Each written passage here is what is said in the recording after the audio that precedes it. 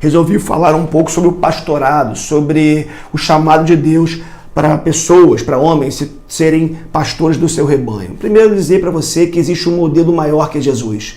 O maior e principal modelo que uma pessoa pode ter para ser alguém que cuida do rebanho é o próprio Senhor Jesus, que foi o líder servo.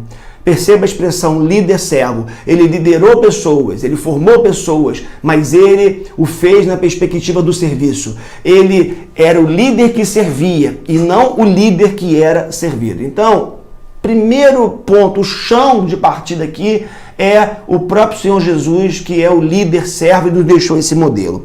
Mas quando a gente vai para a palavra de Deus, a gente encontra alguns outros modelos ou algumas orientações, diretrizes para aqueles que querem ser pastores, do rebanho de Deus. Olha só o que Paulo está falando na sua primeira carta a Timóteo, no capítulo 3. Timóteo era um jovem pastor, estava na igreja de Éfeso e precisando de orientação para poder dar continuidade ao seu trabalho. E Paulo vai fazer isso, escrevendo essa carta. Então assim vai dizer o texto, no verso 1 do capítulo 3. Esta afirmação é digna de confiança.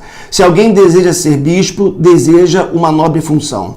É necessário, pois, que o bispo seja irrepreensível, marido de uma só mulher, moderado, sensato, respeitável, hospitaleiro e apto para ensinar. Não deve ser apegado ao vinho nem violento, mas sim amável, pacífico e não apegado ao dinheiro. Olha só, ouçam bem.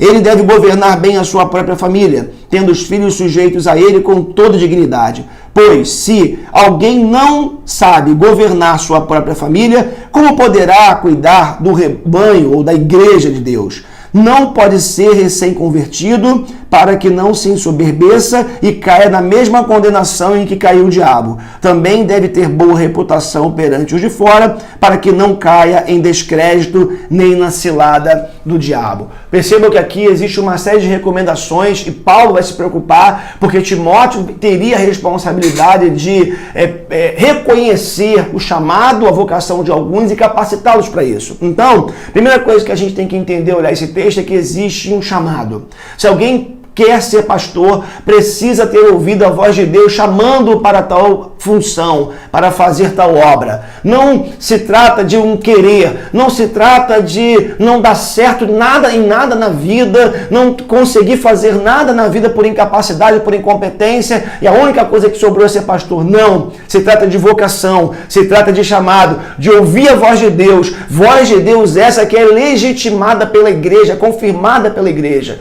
E esse homem que foi chamado por Deus para exercer tal função, ele precisa ser capacitado para isso. Ele precisa estudar teologia, ele precisa mergulhar nas escrituras sagradas. Eu fiz um curso teológico, uma faculdade teológica, um seminário de 4 anos, me preparei, estudo até hoje, leio bons livros até hoje, me atualizando. Você não pode subir no púlpito, um pastor não pode subir no púlpito despreparado, não pode subir no púlpito sem saber o que vai falar, não pode subir no púlpito colocando a responsabilidade, por assim dizer, no Espírito Santo de Deus, dizendo não, que o Espírito vai baixar aqui, só falta o sujeito falar isso, e na hora eu vou falar e Deus vai me usar. Não!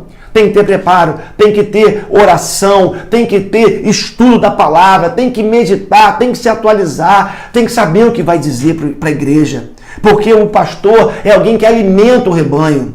O pastor é alguém que dá o alimento e precisa de alimento fresco, alimento sólido, alimento de qualidade para o seu rebanho.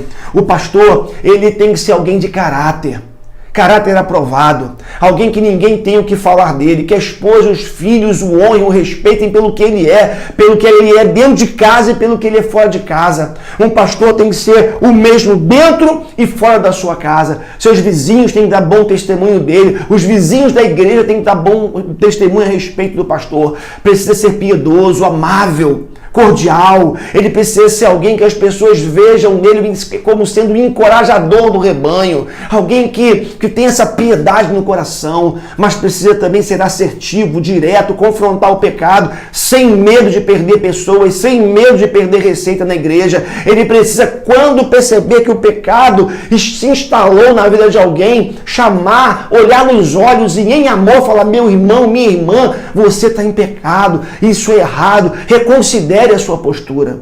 Isso é cuidar do rebanho, isso é proteger o rebanho. Ele precisa ser alguém que refuta as heresias. alguém que refuta os falsos ensinamentos, alguém que não aceita heresia entrar na igreja e ele combate essas heresias. Ele precisa ser um pastor cristocêntrico, alguém que tenha Cristo centrado no seu ministério. A sua pregação tem que ser cristocêntrica, a sua vida tem que ser cristocêntrica, o seu trabalho tem que ser cristocêntrico.